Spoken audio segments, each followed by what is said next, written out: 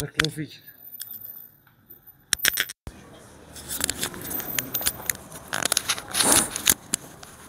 الحمد لله رب العالمين والصلاة والسلام على رسوله الأمين وعلى آله وصحبه أجمعين. Je retrouve juste mes notes.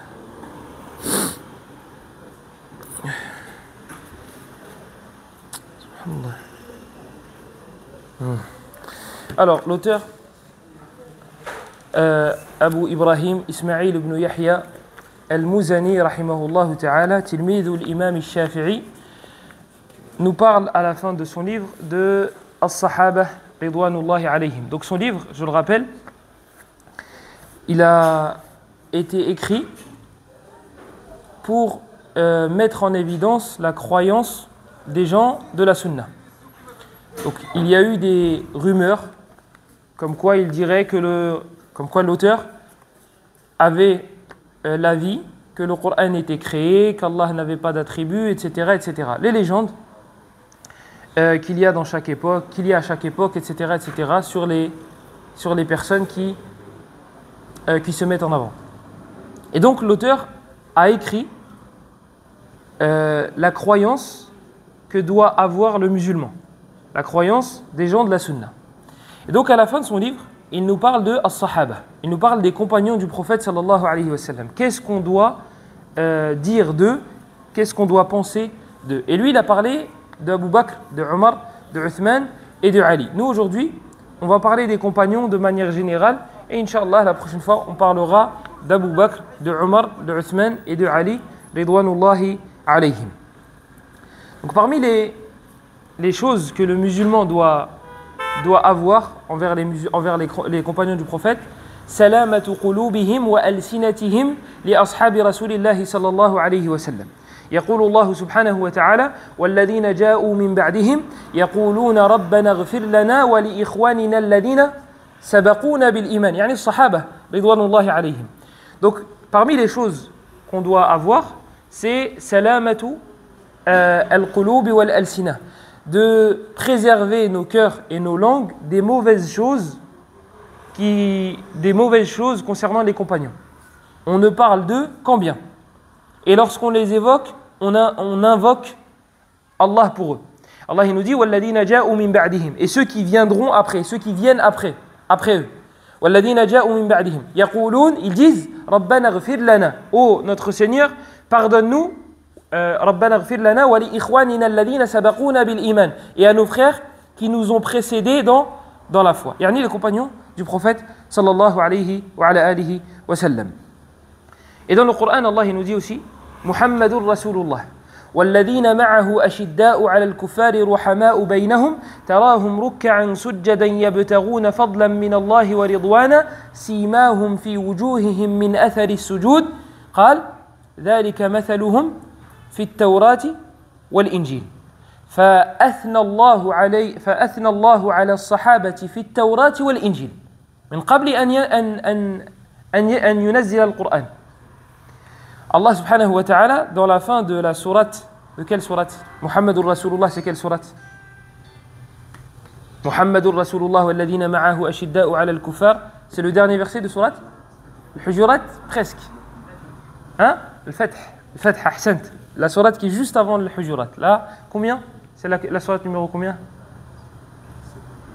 48, ahsant. 48. Sourate 48, sourate Al-Fath, le dernier verset.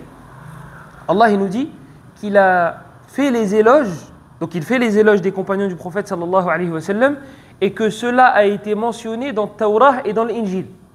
Allah a fait les éloges des compagnons du prophète dans la Torah et dans l'Évangile, avant que le Coran soit révélé. Allah il nous dit لَقَدْ رَضِيَ اللَّهُ عَنِ الْمُؤْمِنِينَ إِذْ يُبَايِعُونَكَ تَحْتَ الشَّجَرَةِ. Ce verset-là, c'est où? Il est où ce verset-là? Cherche pas loin. Là. Cherche pas loin. Juste avant, tu as dit, c'était quelle sourate? Al-Hujurat? Presque. Al-Fath? Al-Fath. On n'a pas changé.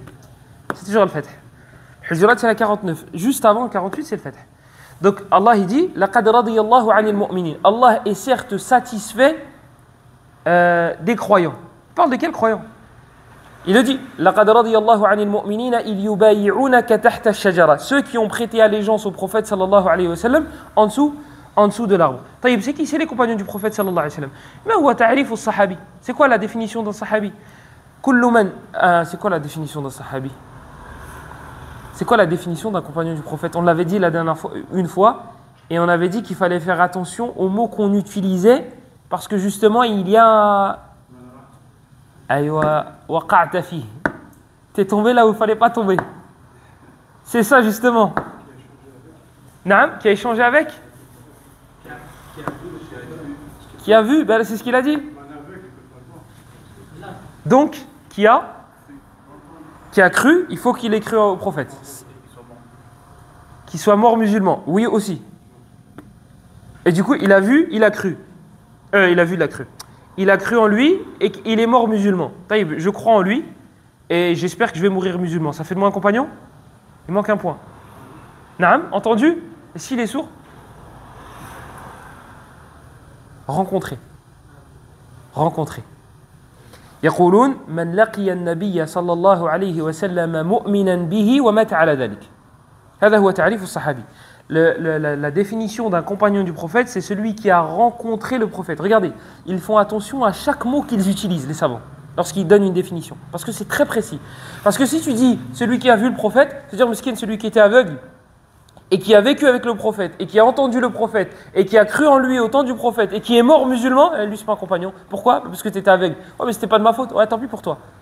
Non. Pareil pour celui qui est sourd. S'il y en a un qui est sourd et qui a vu le prophète, et qui a cru en lui, et qui a... Non, tu n'es pas un compagnon. Pourquoi? Parce que tu es sourd. Non. Donc, ils sont très précis, les savants, lorsqu'ils donnent une définition. Donc, c'est celui qui a rencontré le prophète, sallallahu alayhi wa sallam, en étant croyant et qui est mort en étant croyant.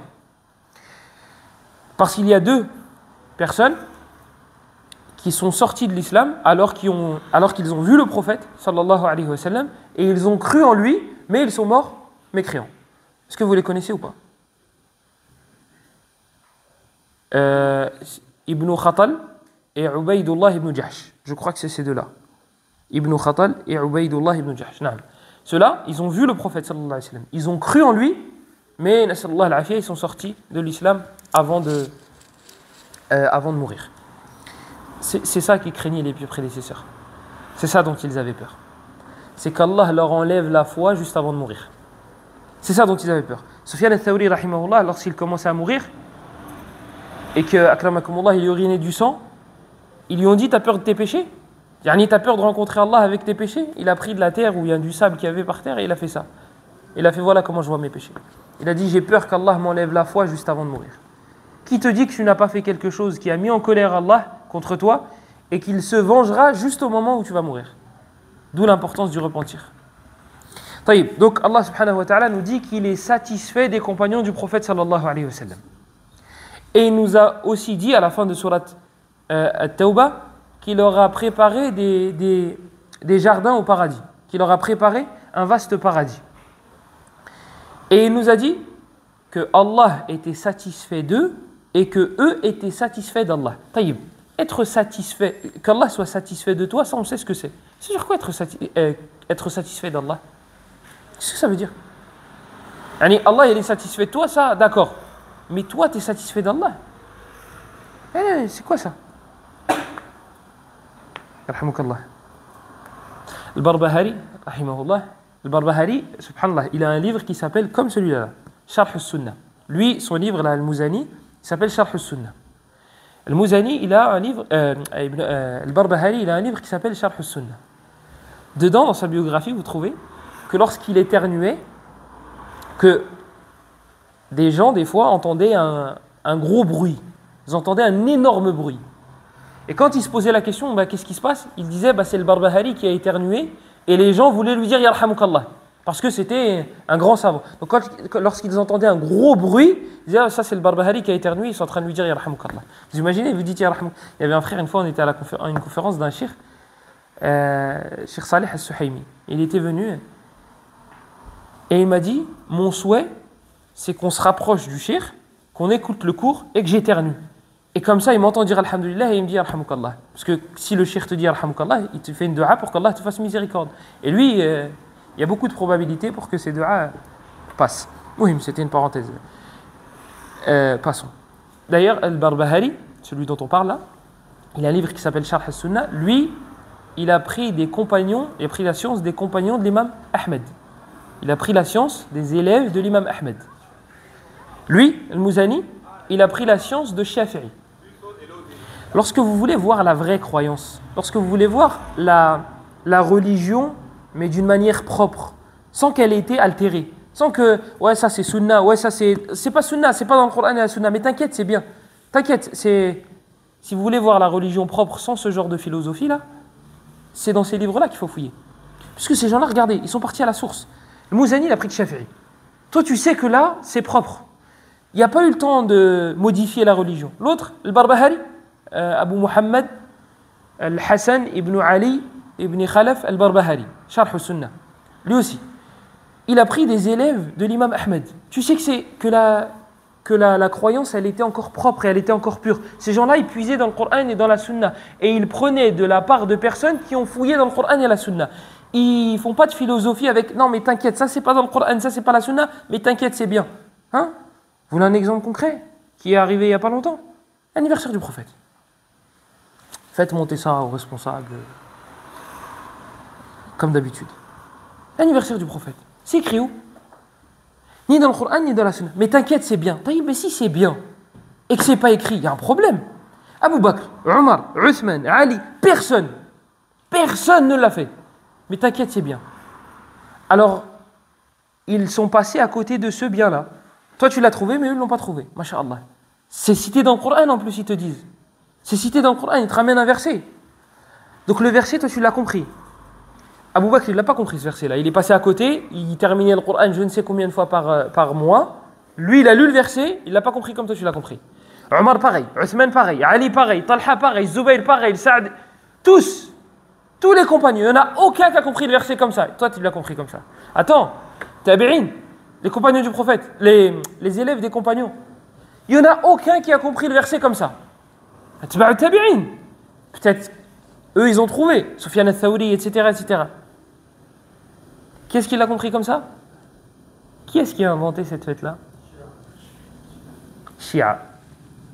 Normalement, juste là, c'est suffisant, on peut s'arrêter. C'est Shia. Yani Rib, tu vas faire un truc, la source c'est quoi? Shia. Je te dis pas il y a un problème.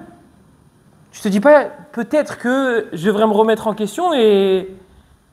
Yani, 12 Rabi' al-Awwal, on va continuer. 12 Rabi' al-Awwal, ils disent que le prophète est né à cette date-là. T'es sûr? Est-ce que tu es sûr de ça? Fouille dans les livres de Tarikh. Fouille et regarde. Combien il y a d'avis sur la date de naissance du prophète sallallahu alayhi wa sallam. D'accord, la majorité disent 12 Rabi' al-Awwal, il n'y a pas de problème. Mais ils divergent quand même. Par contre, sur sa mort, ils ne divergent pas. Les savants ne divergent pas. Eh bien, allez vérifier, vous allez voir. Ne me croyez pas. Allez vérifier, allez à la source. Ils sont unanimes pour dire que le prophète est mort le 12 de Rabi' al-Awwal. Donc tu fais de sa mort ou sa naissance? Tu fais de sa mort, c'est sûr. Sa naissance, peut-être. Un autre point. Le prophète sallallahu alayhi wa sallam, il était conscient qu'il était né, qu'il fallait favoriser le jour de sa naissance ou pas? Oui, il était conscient. Moi, je suis avec toi. Le prophète, il fêtait son anniversaire.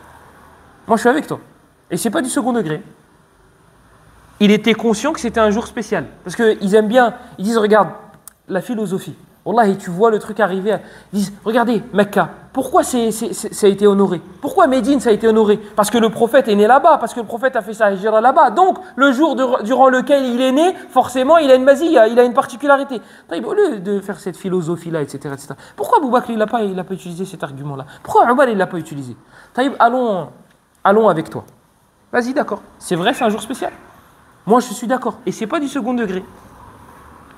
Le prophète fêtait son anniversaire. Comment il le fêtait? Il le fêtait toutes les semaines. Et Allah, on le fête toutes les semaines. Vous voulez le fêter qu'une fois dans l'année? On va le fêter toutes les semaines. Et bismillah, on commence à partir de demain. Comment il le fêtait? Il jeûnait. Il jeûnait lorsqu'il a été questionné dans Sahih Muslim. Il n'y a pas de il est faible, il est Hassan, il est dans Sahih Muslim le hadith. Lorsqu'il a été questionné sur le jeûne du lundi, qu'est-ce qu'il a dit? Il a dit c'est le jour durant lequel je suis né. Voilà, il fêtait son anniversaire. Tu vois, il était conscient que c'était un jour spécial. Et donc, qu'est-ce qu'il faisait? Les bougies, l'anniversaire, venez les gars, je suis né ce jour-là. Il jeûnait.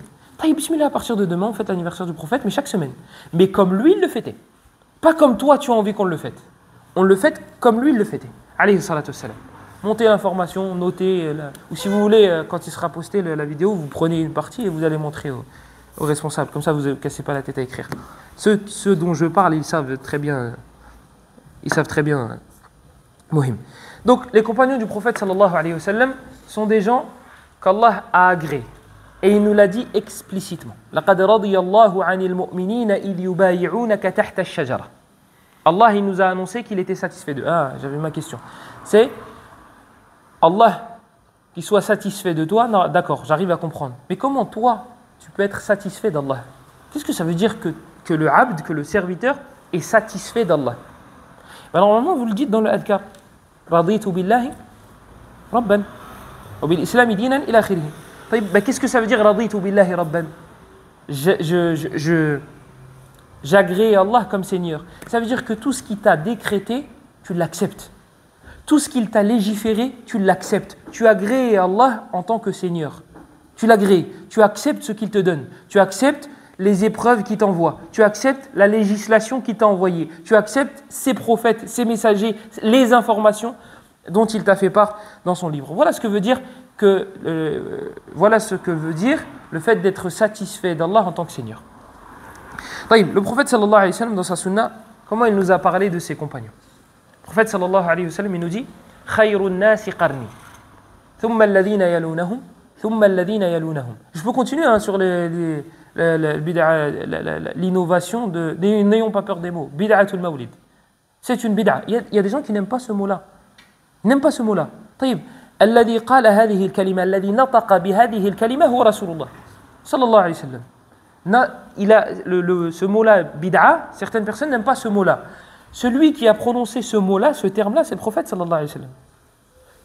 Je vais vous donner un autre élément par rapport à Mawlid Nabawi. Parce que c'est pas drôle si tout va bien et qu'il n'y a pas de... Il faut qu'il y ait... En plus, là, c'est le week-end, lundi, mardi. Comme ça, il y a le temps que l'information se répande. Et mercredi, quand j'arrive, ouais, salafiste. Bref, il y a un autre problème. Al-A'yad, les fêtes.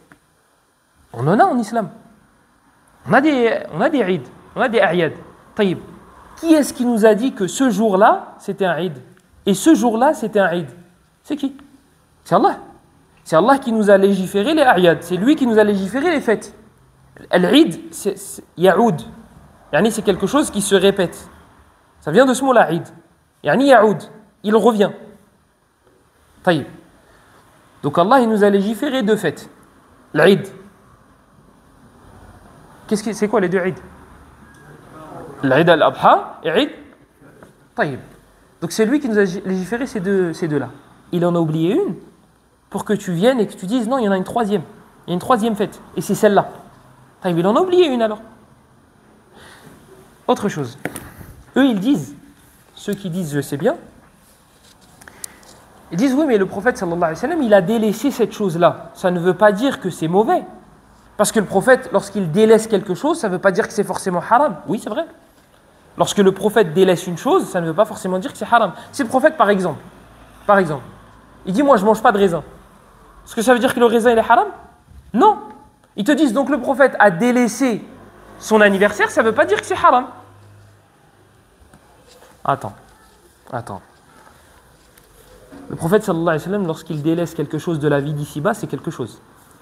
Ça, c'est quelque chose. Lorsqu'il délaisse quelque chose qui rapproche d'Allah, ça, c'est autre chose.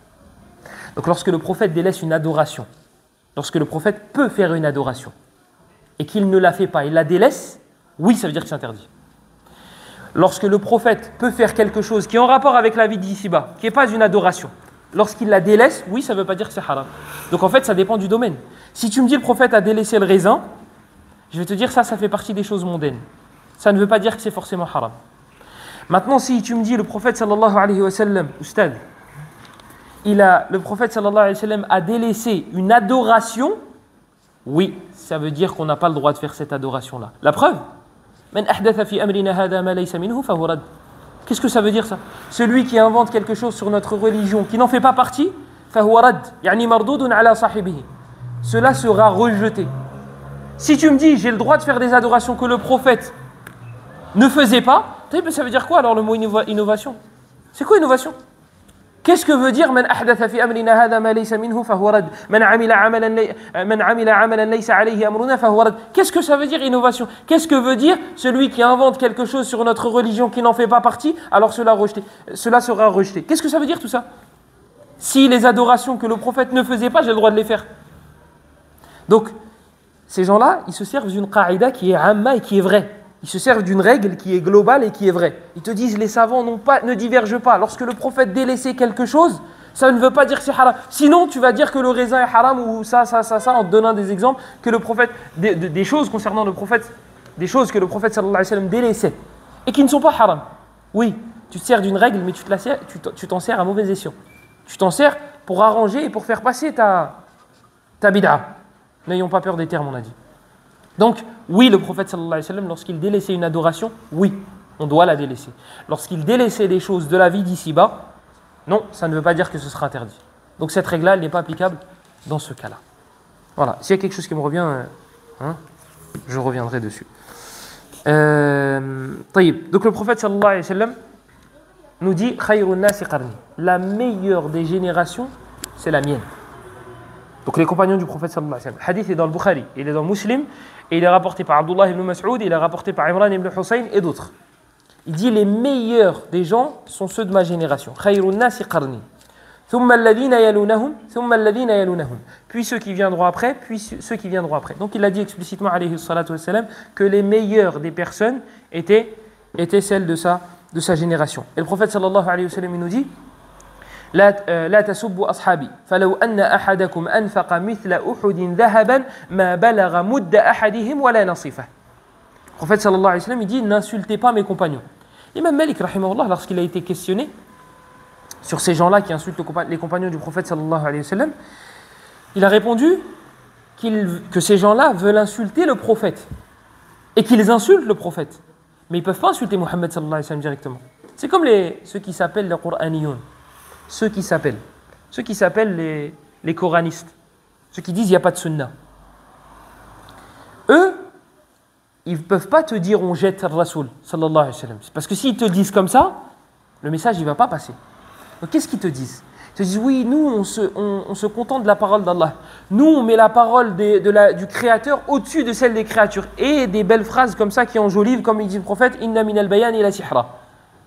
Ils t'ensorcellent avec des belles paroles. Mais en réalité, ce qu'ils veulent, c'est te dire Mohammed, c'est un humain comme un autre. Lorsqu'il parle, c'est à prendre ou à laisser. C'est ça qu'ils veulent te dire. Mais ils ne peuvent pas le dire de manière explicite. L'imam Malik, il te dit, ceux qui insultent les compagnons du prophète sallallahu alayhi wa sallam, en vrai, ils veulent insulter Mohammed. Mais ils ne peuvent pas le faire directement. Donc ils disent, lahu ashabun su. Il a des mauvaises personnes autour de lui. Il a des mauvais compagnons. Mais lorsque tu dis le prophète sallallahu alayhi wa sallam, il a accepté d'avoir ces gens-là autour de lui. Et il est resté avec eux. Et durant des années, il est resté. Abu Bakr, Omar, etc. Ils sont mauvais. Et il les a acceptés, il les a agréés, il leur a confié des secrets. Mais toi, tu as réussi à savoir que c'était des gens mauvais. Tu n'as même pas vécu à leur époque. Et Mohammed sallallahu alayhi wa sallam, il les a vus, il les a côtoyés. Et il n'a pas réussi à savoir que c'était des mauvaises personnes. En plus, ce n'est pas une ou deux personnes. C'est 95% de ses compagnons. Qu'est-ce qui dit ça? Qu'est-ce qui dit que la majorité des compagnons du prophète sallallahu alayhi wa sallam, soit c'est des kuffars, soit c'est des foussaq? Qui? Shia, encore une fois. Shia, encore une fois. C'est eux qui disent que les... Vous voyez, masha'Allah, ceux qui ont fait la bid'a du Mawlid Nabawi, c'est des gens qui disent qu'Abu Bakr, Omar, Uthman sont des kuffars. وَيَجْعَلُونَ ذَلِكَ مِنْ شُرُوطِ لَا إِلَهَ إِلَّا اللَّهِ عِنْدَهُمْ وَإِذَا وُلِدَ لَكَ مَوْلُودٌ وَسَمَّيْتَهُ أَبَا بَكْرَ أَوْ عُمَرَ فَكَبِّرْ عَلَيْهِ أَرْبَعًا. Donc ces gens-là qui mettent dans les conditions de la ilaha illallah le fait de mécroire en Abu Bakr, le fait de dire qu'Abu Bakr, Omar et Uthman sont des kuffars, et si tu as le malheur d'appeler ton fils Omar, il est mort. Si tu fais ça dans un pays dans lequel le chiisme est répandu, allez vérifier. Allez vérifier ce qu'ils font aux gens. Pourquoi? Parce qu'il s'appelle Omar. Il y en a même un, il a fait une vidéo, il a dit « Je déteste ce nom-là à cause de Omar. » De Omar ibn al-Khattab. Il dit « Je déteste ce nom-là. » Vous imaginez? Mais ils n'ont pas de raison. Ces gens-là, ils n'ont pas de raison. Et malgré cela, subhanallah, ils ont réussi à mettre des innovations dans le rang des musulmans et ça passe. Ça passe. Ça passe normal. Et quand tu dis ça, c'est une innovation, les gens ils se braquent et disent mais non, c'est bien, mais non, toi t'es, et toi t'es. On verra mercredi ce que je suis. Donc le prophète sallallahu alayhi wa sallam, il nous dit aussi La tazalouna bi khayrin ma dama fikum man ra'ani wa sahabani. Le prophète sallallahu alayhi wa sallam, il dit le bien ne cessera d'être constant tant qu'il y aura parmi vous ceux qui m'ont vu. Ça pareil, c'est explicite. Dans un hadith روي يحتاج إلى بحث هو حديث عبد الله بن مغفل وهو عند الإمام أحمد في المسند وعند الترمذي قال صلى الله عليه وسلم الله الله في أصحابي لا تتخذوهم غرضا بعدي فمن أحبهم فبحب أحبهم ومن أبغضهم فببغض أبغضهم.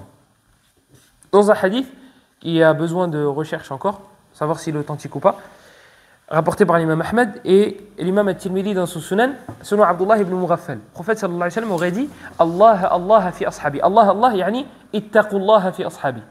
Craignez Allah au sujet de mes compagnons. N'en faites pas des gharadan. Vous les rabaissez, vous les insultez, vous.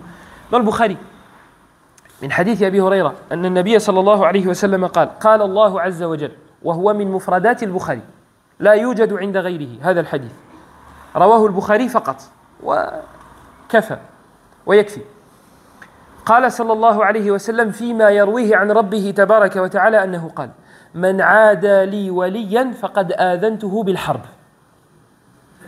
Le prophète sallallahu alayhi wa sallam, il nous dit dans le hadith rapporté par l'imam al-Bukhari, selon Abu Huraira radiyallahu anhu, il nous dit que le prophète a dit qu'Allah a dit celui qui fait du mal à un de mes alliés, je lui déclare la guerre. Tu t'imagines, toi? Tu prends le risque de parler sur un des compagnons du prophète sallallahu alayhi wa sallam. Le prophète a dit explicitement Abu Bakr fil Jannah, Omar fil Jannah, Uthman fil Jannah, Ali fil Jannah, Talha fil Jannah, Zubayr fil Jannah. Toi, tu parles d'une de ces personnes-là, en mal. Si ces gens-là ne sont pas les alliés d'Allah, qui sont les alliés d'Allah? Toi et moi. Eux, ce ne sont pas les alliés d'Allah. Et toi et moi, on va être les alliés d'Allah. Donc tu prends le risque de parler sur un des alliés d'Allah. Et quelle est la répercussion? Celui qui fait du mal à un de mes alliés, je lui déclare la guerre. Ne prends pas ce risque. Ne prends pas ce risque. Tu sais quoi? Tu ne veux pas parler d'eux en bien? Tais-toi. Man kana yu'minu billahi wal yawmil akhir falyaqul khayran aw liyasmut. Celui qui croit en Allah et au jour dernier, qu'il dise du bien ou qu'il se taise. Tu veux pas dire du bien d'eux? Tais-toi. Ne prends pas ce risque. Ne prends pas ce risque. Pourquoi je vais prendre le risque de parler d'eux en mal alors que je risque de... Taïb, regarde. Al-aqil yazinu bayna al-umur. La personne intelligente, elle va peser le pour et le contre. Si je parle en mal d'eux, qu'est-ce que je vais avoir comme avantage? Et qu'est-ce que je vais avoir comme inconvénient? L'avantage, c'est quoi de parler en mal d'eux? Il faudra me répondre parce que moi, j'en connais pas. Si tu parles en mal d'eux, quelles sont les répercussions? C'est quoi? Vas-y, on va prendre nos précautions. Qu'est-ce qu'il risque d'y arriver? Quel risque tu prends? Que ce soit les alliés d'Allah, et donc du coup déclarer la guerre à Allah. Ça, juste ça, ça devrait suffire. S'ils sont musulmans, les compagnons du prophète sallallahu alayhi wa sallam, tu risques de leur donner tes hasanat. Puisque le qisas, la loi du talion. Toi, tu as parlé d'eux en mal. Tu as fait de la médisance. Si ils sont morts musulmans, tu devras rembourser. Et le jour de Yawm al-Qiyamah, il n'y aura pas de portefeuille. Ce sera les hasanat et les sayyi'at. Ce sera les hasanat et les péchés. Donc tu risques de payer en hasanat. T'inquiète, tu n'as plus de hasanat parce que tu as parlé sur toute la terre. T'inquiète, il y a une solution. Si tu n'as plus de hasanat, ils vont te donner des péchés. Et ça, ce n'est pas moi qui le dis. Hadith dans Sahih Muslim. Atadrouna mal muflis. Hada al-hadith. Le prophète sallallahu alayhi wa sallam, dans ce hadith-là, rapporté par l'imam Muslim selon Abu Huraira, il dit qu'il y a des gens, donc il a dit Atadruna man muflis. Est-ce que vous savez qui est le muflis? Le compagnon dit Al-muflisu fina man la dirham lahu wa la mata'. Le fauché parmi nous, bah pour nous, c'est celui qui n'a pas de monture et celui qui n'a pas d'argent. T'imagines, toi, un gars, il n'a pas d'argent, il n'a pas de voiture. Tu dis, ouais, c'est un clochard miskin. C'est un pauvre. Et le prophète sallallahu alayhi wa sallam, quand il pose la question aux compagnons, c'est quoi pour vous quelqu'un de fauché? Ils ont dit, bah, celui qui n'a pas de monture et qui n'a pas d'argent. Le prophète sallallahu alayhi wa sallam, il a dit, Inna al-muflisa min ummati man ya'ti yawm al-qiyamati bi hasanatin, wa ya'ti wa qad shatama hada, wa qadhafa hada, wa safaka dama hada, wa daraba hada, fa ya'ti ila hada. فيعطي هذا من حسناته وهذا من حسناته فإن فنيت قبل أن تقضى ما عليه أخذ من سيئاتهم فطرحت عليه ثم طرح في النار. Le prophète sallallahu alayhi wa sallam, il dit le mouflis dans ma communauté, c'est celui qui viendra avec des hasanat. Mais le problème, c'est qu'il aura qadhafa hada. Qadhafa al-qadhf, c'est le fait d'accuser quelqu'un à tort de fornication ou d'adultère. Tu dis il a commis l'adultère ou il a commis la fornication. Il aura insulté celui-là, et il aura fait couler le sang de celui-là, et il aura frappé celui-là. Donc il devra à lui des hasanat, à lui des hasanat, à lui des hasanat. S'il n'a plus de hasanat, mais qu'il doit quand même rendre des comptes, parce qu'il a il a causé du tort à d'autres personnes, alors les gens, ces gens-là, à qui il a causé du tort, lui donneront leur péché. Et ensuite il sera jeté en enfer. T'imagines? Tu vas répondre de péchés que tu n'as même pas fait. Tu n'as même pas fait ces péchés-là. Pourquoi? Parce que ta langue ne s'est pas arrêtée de parler sur ibadullah, sur les serviteurs d'Allah. Allah, et moi je croyais que le métier d'imam rapportait des hasanat parce que tu récites du Coran, tu révises le Coran, tu apprends, tu révises, tanfa'un nas. Le métier d'imam, c'est pas ça qui rapporte le plus de hasanat. C'est la langue des gens. C'est ça, ce métier-là, qui rapporte pourquoi il rapporte le plus de hasanat? Grâce aux langues des gens. Tu apprends des choses sur toi. Ouais, t'as vu, t'as fait une khutbah sur ça. Mais ça voulait dire ça. Non. Si, ça voulait dire ça. Ah non, c'est moi qui l'ai faite, c'est moi qui l'ai écrite. Non, ça voulait dire ça. Ah d'accord. Et des sens péjoratifs. Hein. Tu dis, ouais non, mais en fait, t'as voulu dire par là que ça et ça et ça. Là, les deux dernières nouvelles que j'ai eues, c'est t'as voulu dire que le peuple des Marocains, il méritait le châtiment. Et donc, tu as fait une khutbah pour dire que les Marocains ils ont subi un châtiment parce qu'ils ont fait des péchés. Non, j'ai pas dit ça. Si, c'est ce que ça voulait dire. Ah d'accord, ok. Voilà. Ajib. Heureusement que c'est enregistré. Hein. Parce que sinon, ce serait une parole contre une autre. Comme je vous avais dit une fois. Tu ne l'as pas dit, mais on l'a entendu. Hadahu.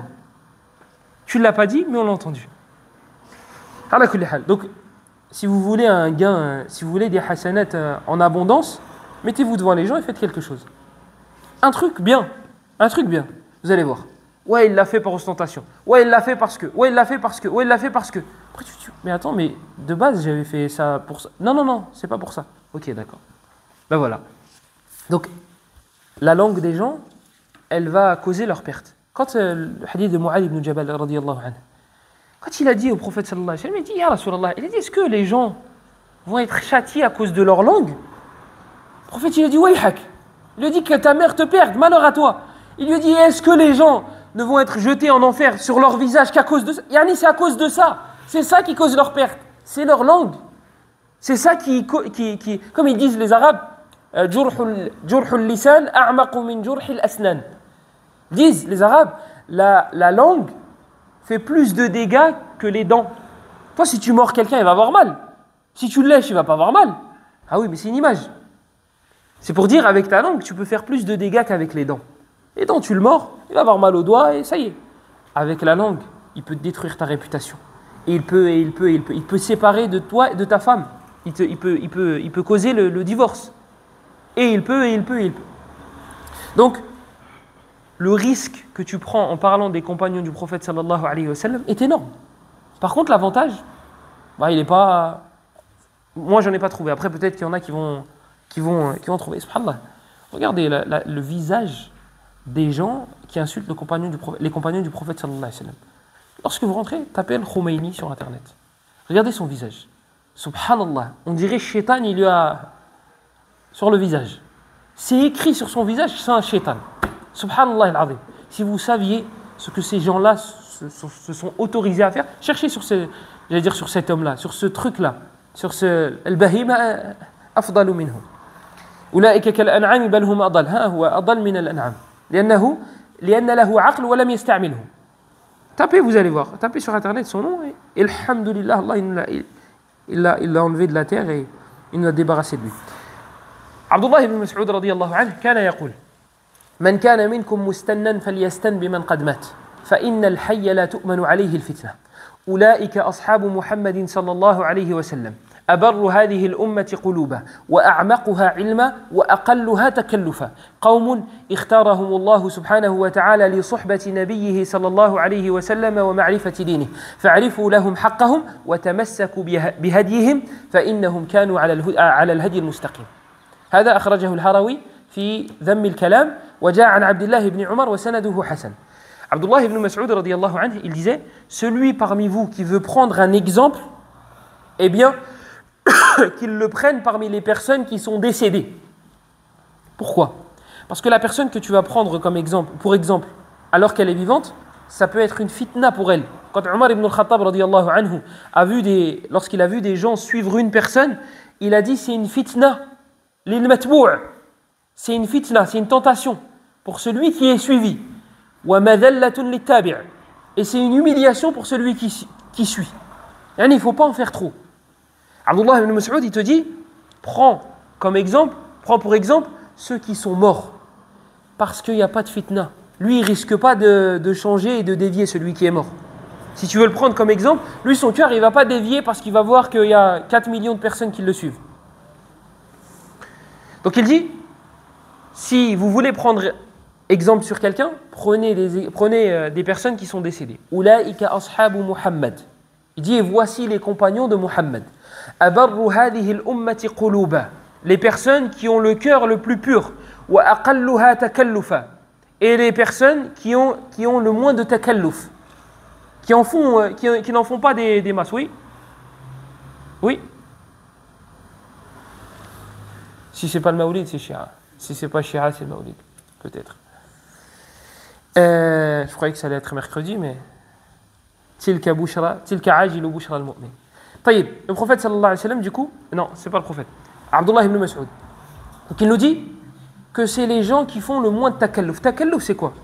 C'est le fait d'en faire trop, de dépasser, oui, de dépasser les limites, je les attire, de dépasser les limites. Eh bien, les compagnons du prophète sallallahu alayhi wa sallam n'en faisaient pas trop, ils ne dépassaient pas les limites. وأقلها تكلفا قوم اختارهم الله سبحانه وتعالى لصحبة نبيه صلى الله عليه وسلم. Un peuple, des gens qu'Allah a choisi pour rester avec Muhammad sallallahu alayhi wa sallam. Ces gens-là, ces compagnons, Allah les a choisis pour être en compagnon pour faire partie des proches du prophète sallallahu alayhi wa sallam. Allah a regardé les cœurs les plus purs. Et il a trouvé celui de Muhammad sallallahu alayhi wa sallam. Et il a mis la risala, la meilleure risala, la meilleure des révélations, le Coran. Ensuite, il a regardé les cœurs les plus purs. Et il a choisi ces gens-là pour faire partie des compagnons, bien sûr après les prophètes, pour faire partie des compagnons du prophète sallallahu alayhi wa sallam. Donc c'est des gens qu'Allah a choisis. Donc bien sûr qu'on va parler d'eux en bien. Donc ça c'est Abdullah ibn Mas'ud. Shafi'i rahimahullah, il disait une parole.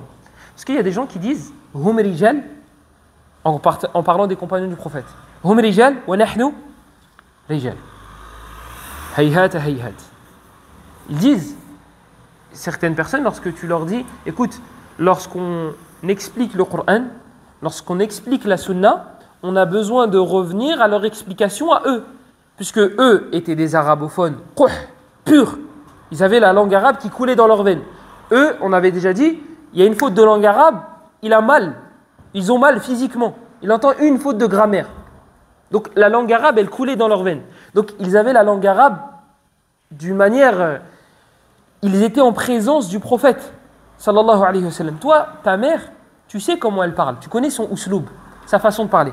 Moi, je viens et je t'écris une phrase comme ça, je te mets entre guillemets, et je te dis, regarde, ta mère, elle m'a dit ça. Toi, tu vas lire la phrase, tu vas dire, ma mère, elle n'a pas dit ça. Mais toi, tu n'es pas tout le temps avec ta mère. Comment tu sais? Tu vas dire, ça, c'est pas le ousloub de ma mère. Ma mère, elle parle pas comme ça. Elle n'utilise pas ces mots-là. Comment tu l'as su? Parce que tu es resté longtemps avec ta mère. Tu connais le vocabulaire qu'elle utilise. Tu connais les mots qu'elle emploie. Tu sais que ce n'est pas sa façon de parler. Même je fabrique le mensonge j'essaye de bien faire. J'utilise son vocabulaire. Tu vas me dire oui. Certes, c'est les mots qu'elle utilise, mais ma mère, elle ne dit pas des choses comme ça. Pourtant, c'est son vocabulaire. Mais ma mère, elle ne dit pas des choses comme ça. Tu lui as dit quoi pour qu'elle te dise ça? J'ai dit ça, ça, ça. Non. Ma mère, elle t'aurait jamais dit ça. Je la connais, ça fait 20 ans, ça fait 30 ans, ça fait 40 ans. Taïeb, Abou Bakr, Omar, Uthman et Ali, ça fait combien de temps qu'ils sont avec le prophète? Ils ont vécu avec lui. Ils ont combattu à ses côtés. Donc eux, ils peuvent t'expliquer. Ce sont les mieux placés pour t'expliquer qu'est-ce que Muhammad sallallahu alayhi wa sallam voulait dire lorsqu'il a dit ça. Voilà pourquoi on revient à leur explication. Voilà pourquoi on revient. Et vous trouvez des personnes qui disent Hum rijal wa nahnu rijal. Ce sont des hommes et nous sommes des hommes. Déjà, non. Non. Même dans la phrase là comme ça, non. À l'arrière, tu veux dire c'est des hommes et nous sommes des garçons? D'accord. Mais nous sommes des hommes et ce sont des hommes? Non. Moi, je vous rappelle juste un truc, il y a eu plus de 20 batailles. 20 batailles. Chacune d'entre elles, ils ont risqué leur vie. Chacune.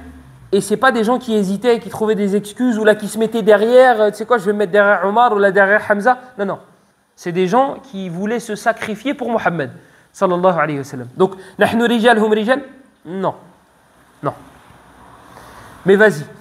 On va dire, toi, tu es quelqu'un de courageux et que toi, tu es un bonhomme. Donc, ce sont des hommes et nous sommes des hommes. Oui, mais ils ont une compréhension que tu n'as pas. Premièrement, de la langue arabe. Et deuxièmement, de ce qu'on a cité précédemment. Eux, ils étaient avec Muhammad. Lorsque la révélation est descendue, ils savent pourquoi, comment, quand, etc., etc., etc. Et puis toi, tu l'as sur papier, la sunna du prophète. C'est un petit peu abstrait. C'est approximatif. Eux, ces paroles-là, que toi tu vois écrites, ils ont vu celui qui les a prononcées. Ils ont vu comment il les a prononcées. Ils ont vu quand il l'a prononcé. Ils ont vu comment il a réagi lorsque telle personne a fait et a dit. Donc, ils sont plus en droit. Ils sont plus en droit de savoir, ils sont plus en droit de t'expliquer ce que Muhammad sallallahu alayhi wa sallam voulait dire à ce moment-là. Donc, je cite la parole que j'allais citer de l'imam al-Shafi'i rahimahullah. Shafi'i rahimahullah, il disait quoi? Ils disent hum, yani sahaba, hum fawqana fi kulli aqlin wa dinin wa ilmin wa ra'yuhum lana khayrun min ra'yina li anfusina. Il disait, ils sont au-dessus de nous dans toutes choses. Dans la religion, dans la pratique. On peut parler de Omar, Uthman et Ali si vous voulez, de comment ils adoraient Allah et de quelles sont les choses qu'ils trouvaient normales. Eux, chez eux, c'était Abdullah ibn Mas'ud qui le disait, ne délaissez la prière en groupe qu'un hypocrite ma'loum nifaq. On savait que c'était un hypocrite, on le connaissait. Ceux qui délaissaient la prière en groupe, c'était les hypocrites ma'loum nifaq. C'était quelqu'un, tout le monde savait que c'était un hypocrite, ce gars-là. Ça veut dire que les hypocrites, les autres, ceux qui se cachaient bien dans les rangs, ils priaient en groupe. Donc ça, pareil, chez eux, c'était normal, prier en groupe. Qiyam al-layl, c'est normal. Faire un petit peu de prière de la nuit. Finir le Coran, c'est quelque chose de normal. Donc chez eux, ça c'est normal. Chez eux, ça c'est normal. Donc Shafi'i, rahimahullah, il te dit, ils sont au-dessus de nous dans la religion, dans la pratique. Hum fawqana fi kulli ilmin wa aqlin wa dinin. Et ils sont au-dessus de nous au niveau de la science, on l'a dit pourquoi. Wa aql, et au niveau de l'intelligence, c'est des gens qui avaient développé leur cervelle largement plus que nous. Et pareil, on pourrait s'étaler sur comment nous, on est en train de détruire nos cerveaux et comment eux l'ont entretenu. Ça. Voilà comment on le détruit. Avec ça. Regardez, moi ce qui me... C'est comme un paquet de cigarettes sur lequel il est écrit « Fumez-tu ». Ceux qui ont fait les téléphones, etc., ils interdisent à leurs propres enfants d'en avoir. Annie, ça ne met pas la puce à l'oreille. Tu ne te dis pas, mais attends, mais c'est lui qui l'a fait. Pourquoi il ne laisse pas ses enfants? Normalement, il lui offre le meilleur modèle. Normalement, il fait un modèle spécial pour lui. Comme ceux qui... Un frère, il m'a dit il travaille dans un garage. Il m'a dit, le fils du celui qui tient le garage, eh ben, il a une Tesla. Ben, c'est normal. Celui qui a fait iPhone, pourquoi son fils, il n'a pas d'iPhone? Ou pourquoi il n'a pas d'ordinateur? Ou pourquoi il n'a pas... Parce qu'il est en train... Il sait que c'est un poison. Il sait que c'est un poison. Ceux qui ont fait les applications, là, TikTok, etc., pourquoi ils les interdisent à leurs propres enfants? Parce qu'ils savent. Allez, c'est écrit noir sur blanc, fume et tue. Et malgré ça, on le prend et on l'utilise et on brûle nos cerveaux avec. Wallahi, tafaqahu fi mithli hadihi al-umur. Apprenez à vous servir des téléphones. Apprenez à vous servir des applications et comment les bloquer.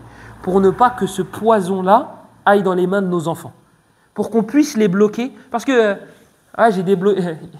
Il y a une dans ma famille, elle a dit, ouais, j'ai désinstallé l'application du téléphone de mon fils. Oui, bah, il a juste à aller l'installer. Hein. Ça prend 3 secondes. Ça prend 3 secondes. Non. Apprenons à savoir comment bloquer. Et s'il se connecte, ça m'envoie une notification. Et il est mort. Il est mort. Haqiqatan. Il ne touche pas à ces applications-là. Ça, wallah, peut-être Shaitan yastahi min hadihi al-umur. Peut-être que Shaitan, il a honte de ce genre de truc. C'est des applications qui détruisent le cerveau. Ils détruisent le cerveau. Et allez voir chez les koufars. Hein. Pas les musulmans, ils vont vous dire c'est haram, etc. Les koufars, ils vous le disent. Eux, ils vous le disent. Ils vous disent ces choses-là, elles sont faites pour détruire les cerveaux. Pour que tu finisses comme un mouton. On te dit à droite. Vaccin. Pas vaccin. Bon, on ne fait pas vaccin. Covid, reste chez toi. Ouais, je reste chez moi. C'est bon, il n'y a plus Covid. Sors. Un mouton. On a juste à te donner des ordres et toi, tu suis bêtement. Et surtout, jamais pourquoi. Il n'y a pas besoin. Suis, t'inquiète, c'est bon. L'autre, il m'a dit que c'était bon. Ah, bah si l'autre, il a dit que c'était bon, alors je suis. Voilà. C'est ce qu'ils veulent. Ils veulent te détruire la cervelle. Et prends un livre. Tafaqah fi dinik. Apprends ta religion. Comment le prophète y priait. Comment il jeûnait.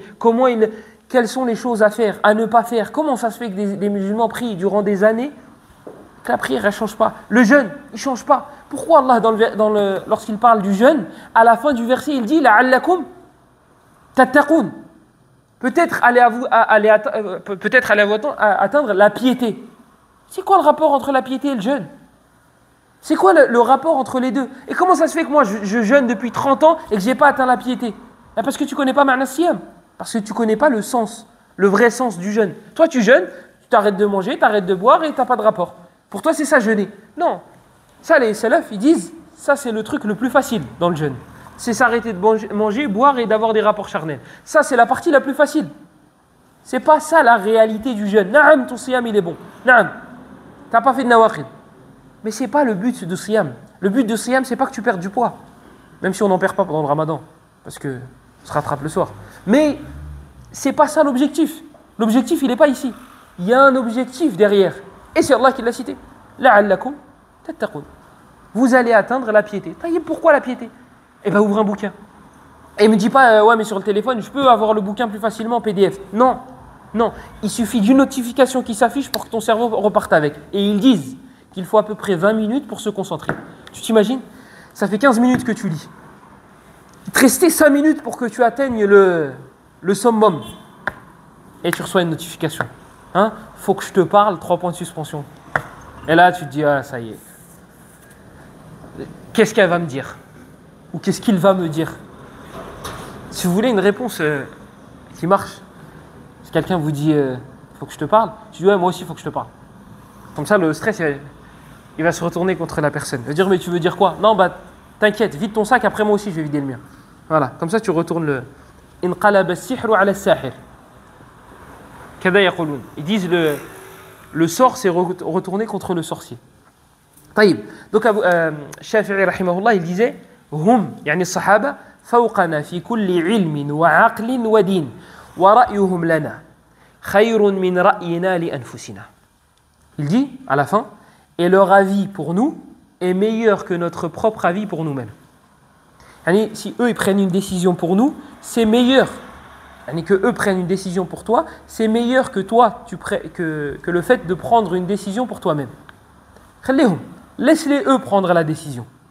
Si ils ont parlé d'une chose, هذا الأثر الذي سأذكره روي عن ابن مسعود ولا يستحضرني ولم يحضرني الإسناد وأظن أنه ضعيف. ولكن معناه صحيح. يقول عبد الله بن مسعود فيما يروى عنه اتبعوا ولا تبتدعوا فقد كفيتم. Il a tout résumé en quelques mots. Il a dit suivez et n'inventez pas, on vous a suffi. Suivez ce que les pieux prédécesseurs faisaient, les compagnons du prophète et leurs élèves, et les élèves de leurs élèves. ولا تبتدعوا, n'inventez rien dans la religion d'Allah. N'inventez rien. فقد كفيتم. On vous a suffi. Le chemin il est déjà tracé. T'as pas besoin de ouais non je vais faire une 5e rak'at dans le dhuhr. T'as pas besoin de 5e rak'at. Il faisait 4, khalik avec 4. Il faisait pas l'anniversaire du prophète. Khalik, ne le fais pas. Eux ils le faisaient pas, ne le fais pas. Toute nouvelle chose, toute chose que ces gens-là ne faisaient pas dans les adorations. Parce que ces gens-là, ils disent, ouais, c'est des arriérés parce que Msaken, ils avancent pas. Non, on avance. On a des téléphones, on a des voitures, on va pas sur des chevaux et des chameaux. Non, voiture, micro, il n'y a pas de problème. Ça, c'est la dunya. Nous, on parle du din. On n'a pas besoin d'inventer des choses dans la religion. C'est la religion d'Allah. La religion, elle ne nous appartient pas. Et elle n'appartient pas à nos pays, à nos coutumes ou à nos parents. C'est pas, oui, mais mes parents, ils faisaient ça, donc il faut que je le fasse. Donc il faut le faire. Donc il faut qu'on le fasse. Non. Ce n'est pas la religion de ta mère, ni de ta grand-mère, ni de ton grand-père. C'est la religion d'Allah. Donc si Allah ne m'a pas légiféré cette chose-là, je ne la fais pas, même si tes parents et tes grands-parents la faisaient cette chose-là. C'est la religion d'Allah.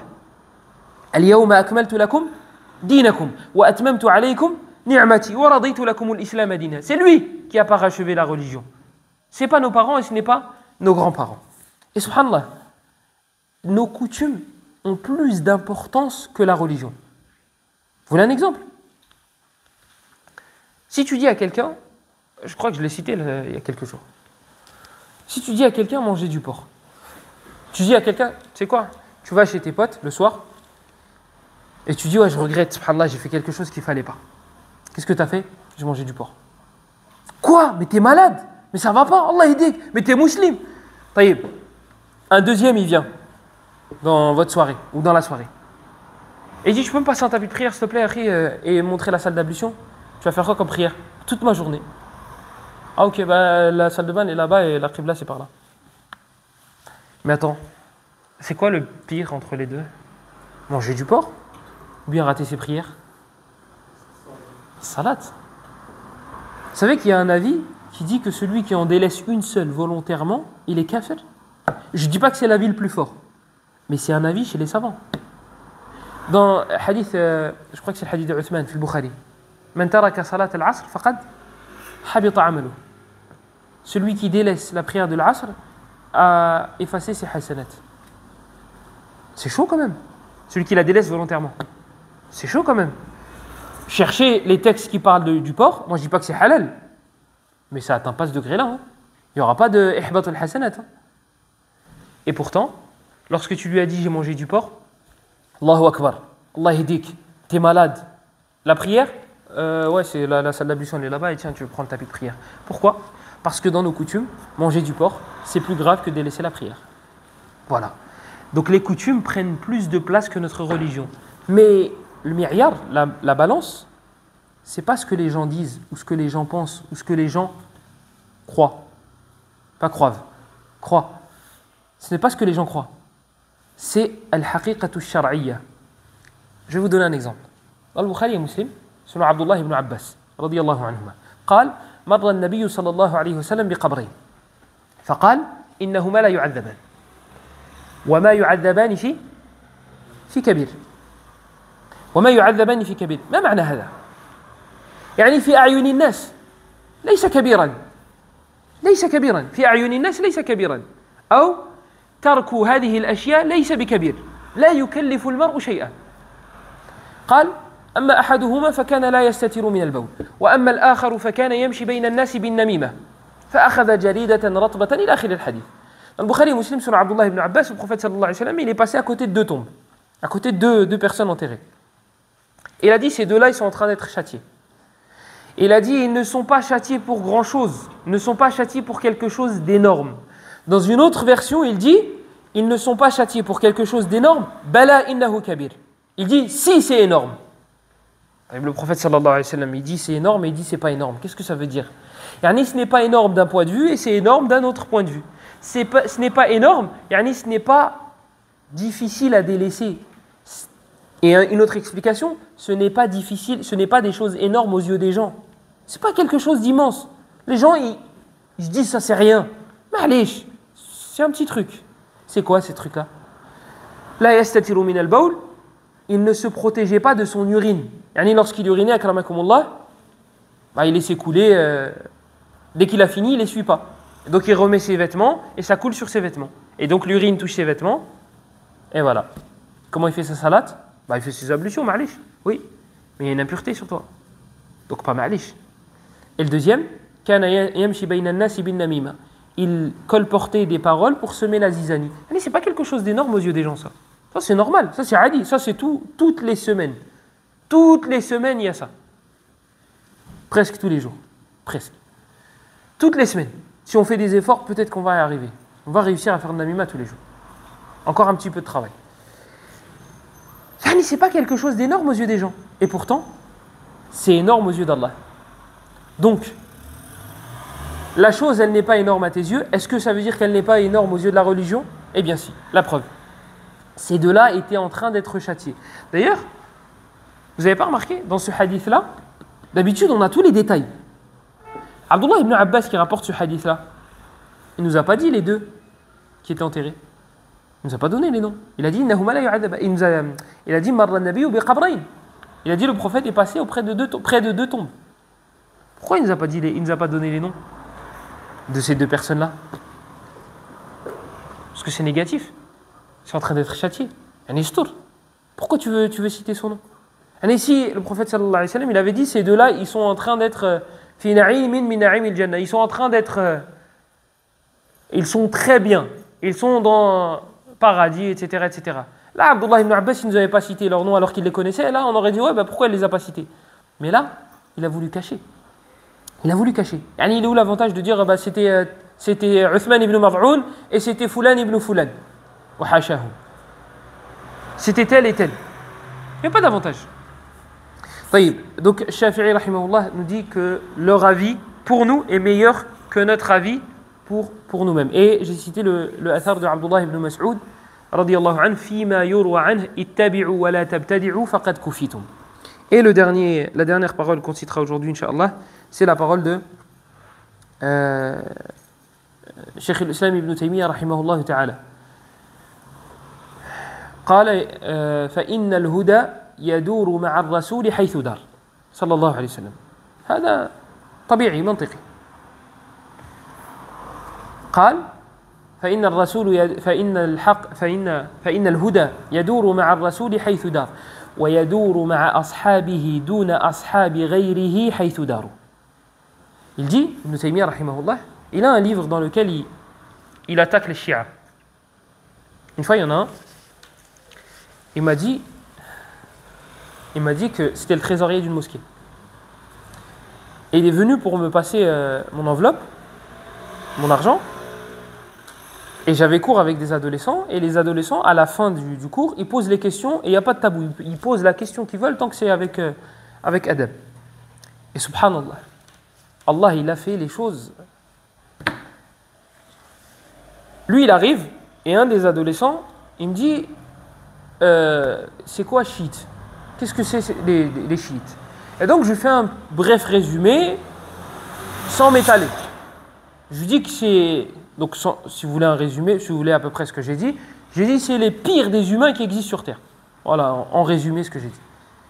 C'est les pires des humains. Si on peut dire que c'est des humains. Voilà en deux mots ce que c'est. Et lui il est là et il attend. Et d'habitude il attend, il fait comme ça d'habitude. Sauf que là, il reste et il est très attentif. Et il a l'air plus attentif que d'habitude. Et lui, il vient que le dernier cours du mois pour passer l'enveloppe justement. Et c'est tombé ce jour-là. Et donc, il regarde. Moi, je me suis douté d'absolument rien. Je ne me suis pas dit, il est... Donc, je parle des chiites et je dis que c'est les pires des créatures. Et il me dit, il faut qu'on parle. Le fameux, il faut qu'on parle. Je dis, il n'y a pas de problème. Je lui dis, Inch'Allah, si tu veux, on parle pendant la pause. Ça, c'est pas facilité, on n'a pas pu parler. Et on a parlé à la fin d'année, pendant 2 heures à peu près, on parlait. Je devais remettre les bulletins des élèves. Et on a donné rendez-vous aux parents à 9h du matin et ils sont venus à 11h30. Voilà, c'est pas anormal. Et donc du coup, il est venu de 9h à 11h30 discuter. Bon, il y avait 2-3 parents qui sont venus. Et après, jusqu'à 11h30, un trou, un gros trou. Et donc on a discuté. Et il me dit, en fait, les chiites, ils sont pas si mauvais que ça. Ah, bon, les chiites, il y a plusieurs branches. Donc, je suis d'accord. Certains sont pas si mauvais que ça. C'est pas les pires des créatures. Mais ils sont dans le top 10. Mais c'est pas les pires. Je suis d'accord. Je dis, mais si tu parles de Rafida, si, c'est les pires. Rafida, c'est... Et il m'a dit non. Regardez l'explication. Il m'a dit sans vouloir te vexer, mais en fait, toi, tu es la génération informatique, etc., etc. Donc, tu lis les livres en PDF. Je vous ai dit, les gens, ils connaissent mieux votre vie que vous. Moi, je ne savais pas que je lisais les livres en PDF. Moi, c'est lui qui me l'a dit. Moi, je prenais des notes pour apprendre sur moi. Je dis mais vous, là, vous êtes la génération électronique et vous lisez les livres via les PDF. Je dis, bah, non. Il dit, si, je vous ai dit. Et comme ici, quand je suis arrivé, ils m'ont dit, t'es kabyle. Je dis, non. Ils m'ont dit, si, t'es kabyle. Je dis, bah, d'accord. Ok. Et donc, je lui dis, non, moi, je lis pas en PDF, alhamdoulilah, Il me dit, mais en fait, c'est les médias qui contrôlent tout et tu regardes des vidéos sur Internet. Il dit, c'est la Saoudia, c'est en Arabie, et les gouverneurs, ils se sont mis d'accord entre eux pour semer la zizanie entre les musulmans. Vous avez vu jusqu'où ça va? Et donc, du coup, ils ont créé des sectes qui n'existent pas. Je dis, bah, moi, je connais un gars, il habite en Angleterre. Et enfin, je connais ses vidéos. Il habite en Angleterre. Et il fait partie de Rawafid, fait partie des chiatines humains qui habitent en Angleterre. Lui, il n'a rien à voir avec l'Arabie, il est en Angleterre. Oui, mais lui, c'est une exception, je sais pas quoi.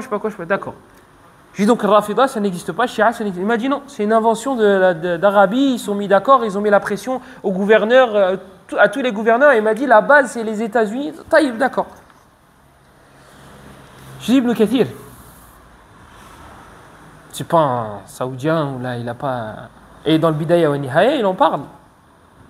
Il dit que Abdullah ibn Saba, le Yahoudi, c'est lui la base des chiites. Il m'a dit oui, mais en fait, l'édition du livre, elle a été validée par les Saoudiens et ils ont rajouté ça. Ah, je suis d'accord. Je dis, mais moi, j'ai acheté en Algérie. C'est une édition algérienne. Bon, écoute, non, mais en fait, et là, tu rentres dans le... Et là, dans ma tête, je me suis dit, mais imagine les chiites. Moi, ça m'a pas traversé l'esprit. Donc, je me suis dit, je vais lui dire quelque chose. Si cette phrase-là le pique, s'il réagit, s'il dit aïe, hum, huwa minhum. Je dis, qu'est-ce que tu penses de la parole d'Ibn Taymiyyah dans Minhaj al-Sunnah lorsqu'il dit Ash-Shi'a himaru al-Yahud.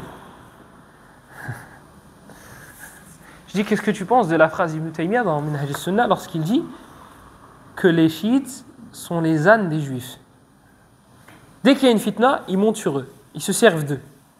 Donc les Yahouds, lorsqu'ils veulent faire une fitna, ils se servent des Rawafid. Fouillez dans l'histoire, vous allez voir qu'il y a beaucoup de similitudes. Et Ibn Taymiyyah a fait le rapprochement entre les deux.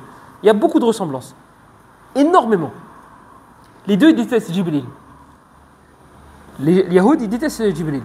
Rafida, ils détestent Jibril. Pourquoi Rafida, ils détestent Jibril? Khan al-Risala. Oui? Comme ça, tu vas traduire. Chez les chiites, Rawafid, Jibril alayhi salam, c'est un traître. Pourquoi? Parce qu'il devait donner la révélation à Ali, il l'a donné à Mohammed. Vous imaginez? 23 ans. 23 ans de révélation. Et Allah, il voit ça et il dit rien. Et il laisse. Il laisse Jibril donner le message à la mauvaise personne. 23 ans. Et Allah, il dit rien. Et il laisse faire les choses. 23 ans. Umbad, comment vous avez su que du coup il s'était trompé? Allah il vous l'a dit? Vous l'avez vu en rêve, il vous a dit ouais non mais en fait c'était pas lui, c'était lui. Et c'est Ali qu'il faut aller voir. Même Ali n'était pas au courant d'ailleurs, hein, parce qu'on n'a pas de texte authentique qui remonte jusqu'à lui et dans lequel il dit ouais c'était moi en fait, Jibril il s'est trompé. Ça c'est une des ressemblances qu'ils ont. Ils détestent Jibril, les Rawafid. Les Juifs ils détestent Jibril. Ils le détestent. Donc il y a beaucoup de ressemblances. Donc moi je lui ai dit la parole d'Ibn Taymiyyah, je lui ai dit qu'est-ce que tu penses de la parole d'Ibn Taymiyyah lorsqu'il dit que les Rawafid, c'est les ânes des Juifs. Dès qu'il y a une dès qu'ils veulent faire une fitna, ils montent sur des Rawafid. Et il a dit aïe. Il a pas dit aïe, bien sûr, c'est une image. Et là, je me suis dit d'accord. Et je dis, Ibn Taymiyyah n'était pas saoudien. Hein. Et il n'était pas. Ses livres, ils sont répandus dans le monde entier. Donc d'accord. L'Arabie, si tu veux, ils ont fait une édition spéciale. Hein. Ils ont enlevé tous les trucs, ils ont rajouté certains trucs. Moi, je ne l'ai pas acheté là-bas. Et je ne l'ai pas acheté en Algérie. Voilà. Comme ça, il ne dit pas tous mes livres ils viennent d'Algérie, ils viennent du même pays, etc., etc. C'est une édition égyptienne. Voilà. En Égypte aussi, ils sont avec eux. Les États-Unis, ils contrôlent tout le monde. Les Illuminati, les je sais pas quoi. Et c'est eux qui contrôlent. Et après, tu vas aller plus loin. C'est les Martiens, en fait, qui nous contrôlent. Oui. D'accord. Il y a une explication beaucoup plus simple. Et je dis, au fait, il y a un problème. Parce que toutes les éditions, ils se sont mis d'accord, les États-Unis, pour que les éditions du monde entier soient les mêmes. Ce que tu trouves dans le livre d'Ibn Taymiyyah, dans l'édition égyptienne, c'est la même que l'édition libyenne. C'est la même que l'édition saoudienne. C'est la même que l'édition algérienne. C'est la même que l'édition... Ils sont tous mis d'accord. Ils contrôlent tout. Après, c'est peut-être, comme je vous ai dit, les Martiens. Allah alam. Donc, hum fawqana fi kulli ilmin wa aql, ça on l'avait fini. Et il y a une manière aussi logique. Non. Le prophète sallallahu alayhi wa sallam, lorsqu'il nous dit que ce sont les meilleurs des gens, Allah, lorsqu'il nous dit qu'il est satisfait d'eux et qu'il les a agréés, qu'est-ce que ça sous-entend? Ça sous-entend que le chemin qu'ils ont entrepris, les compagnons du prophète, ce chemin-là, il est bon. C'est mantéri, c'est normal. Il n'y a pas besoin d'être intelligent pour comprendre cela. Si le prophète sallallahu alayhi wa sallam, si les compagnons du prophète sallallahu alayhi wa sallam ont entrepris ce chemin-là, à la fin, on a la tazkiya d'Allah. On a la recommandation, les éloges plutôt, les éloges d'Allah concernant ces gens-là. C'est qu'il est satisfait de leur chemin aussi. C'est logique. Le chemin qu'ils ont entrepris, ça les a fait atteindre l'agrément d'Allah.